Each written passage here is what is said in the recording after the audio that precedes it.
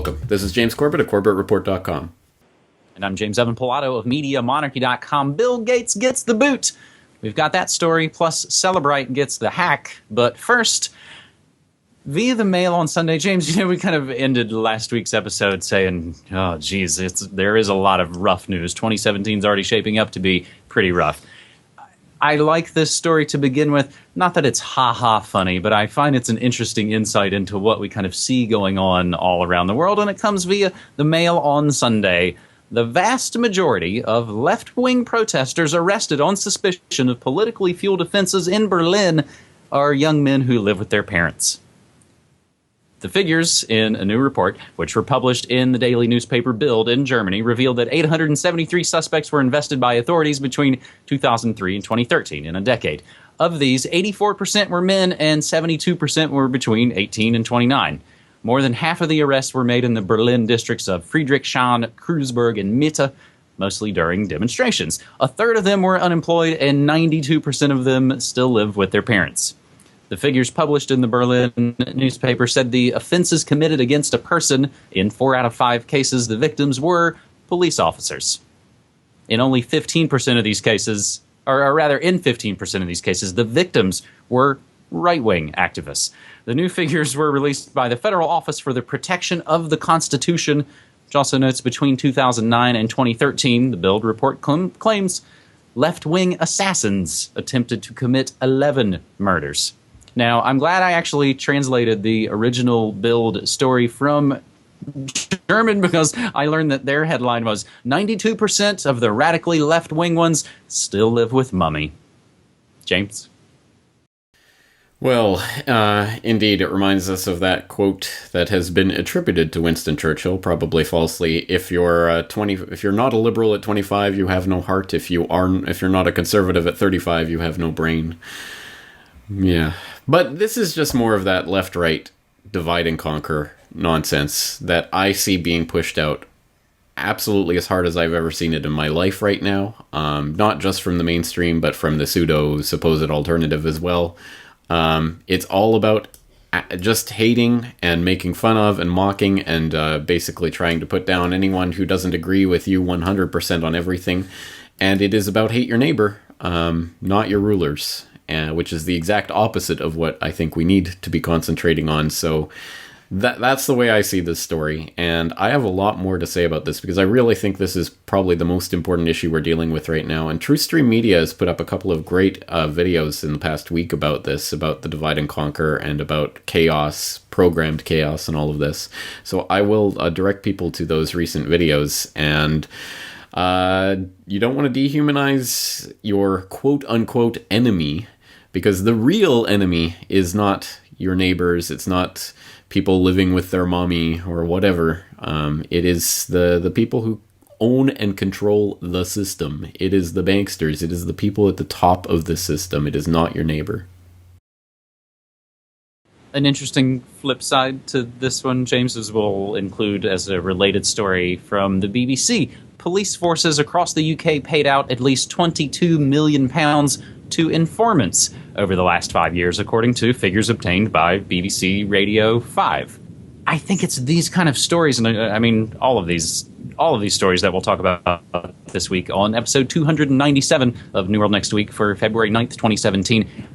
Hopefully try and get at the heart, or at least strike at the root and look at kind of deep state politics of what really goes on behind the scenes of how this divide and conquer has been going on and on and on. And James, I think, unfortunately, in some ways it still hits on the purge meme that I have been talking about for the better part of the last year or so. Hate thy neighbor. It is, seasons don't matter anymore. We talked about the summer of rage. It turned into the fall. It just continues on and on and on.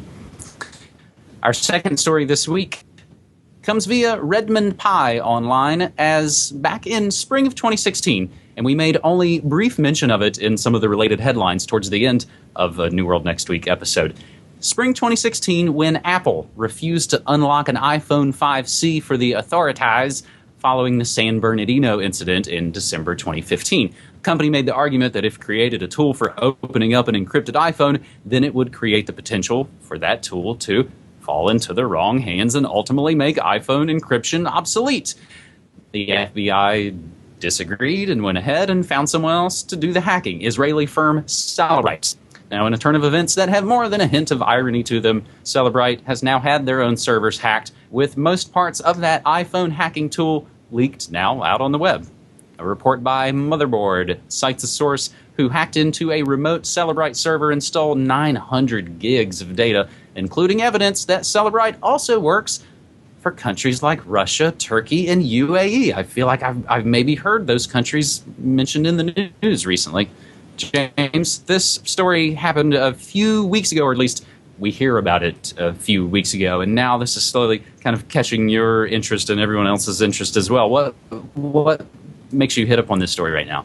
Well, I think this is just particularly interesting given that we've just now seen the confirmation of Jeff Sessions as Attorney General, and as people know who were watching my recent interviews, like the one with Derek Brose, where Jeff Sessions has talked about the need to put backdoors into things, and who is very much a supporter of the iPhone incident that we saw last year with the San Bernardino thing and the U.S. government trying to get Apple to force the door open. Of course, we now know they went with Celebrite to so they didn't have to force it legally. But this is exactly why you do not want to put backdoors into software or hardware so that the government can have their backdoor access, is because that access will be discovered by others. And now it's out there. It's out in the wild. So this super secret way that the government was able to unlock iPhones, hey, now it's out there, and presumably out there on the black market, and will be used by criminals. Surprise, surprise, surprise of absolutely no one.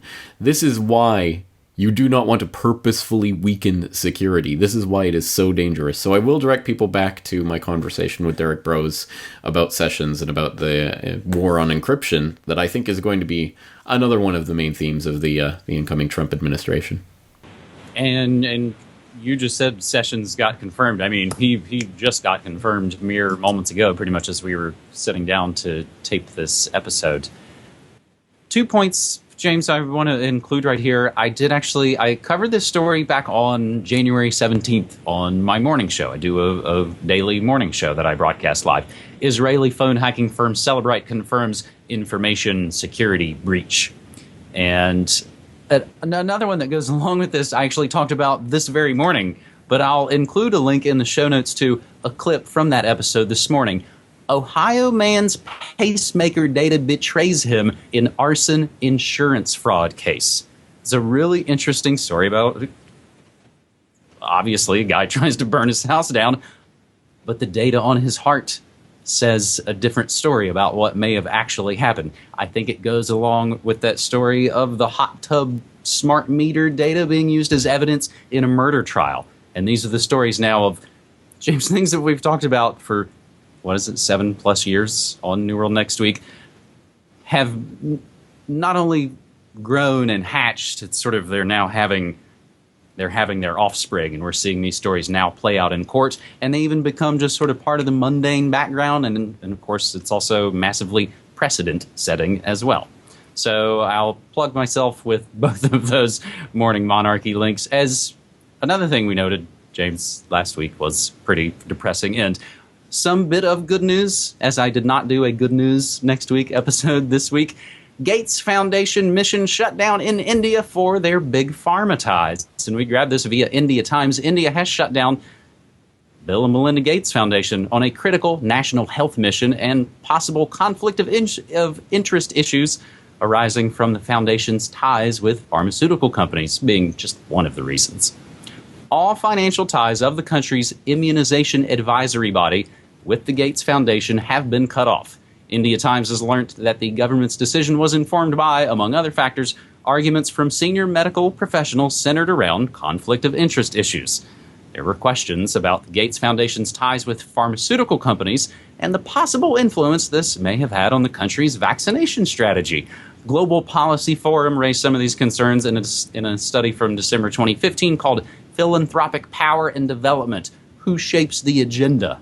It cautioned on the growing influence, whether sought or unsought, of the large global philanthropic foundations, especially the Bill and Melinda Gates Foundation, on political discourse and agenda setting. A lot of times it's kind of like whack-a-mole with eugenics-obsessed so-called elites like the Gates Foundation, but we'll take a good whack on them, James. Yeah, exactly right. I mean, let's take this when we can get it. I'm not sure it exactly spells the end for Gates's immunization plans, but at any rate, it is an interesting move. And I would like to think this is part of that kind of dominoes that we've seen with Kazakhstan stripping U.S. aid workers of diplomatic immunity, and then China passing laws regulating NGOs, and then Russia declared the National Endowment for Democracy an undesirable NGO. India placed the Ford Foundation on a security watch list. All of this happened in the last couple of years. I wrote an article about this at the time back in 2015 called Beware Americans Bearing Gifts, NGOs as Trojan Horses. That I will put in the show notes so people can read through about that. But I think it is, I mean, it's obviously, I'd like to think it's part and parcel of that. And yet, I know that it's not like there's any love lost between Narendra Modi and Bill Gates. In fact, Gates was in town visiting Modi and the top-ranking Indian parliamentarians in the very week of the demonetization, and he was praising it and saying how, this will springboard the India into the new fintech revolution and blah blah blah. So I'm not sure this is necessarily directed at Gates per se.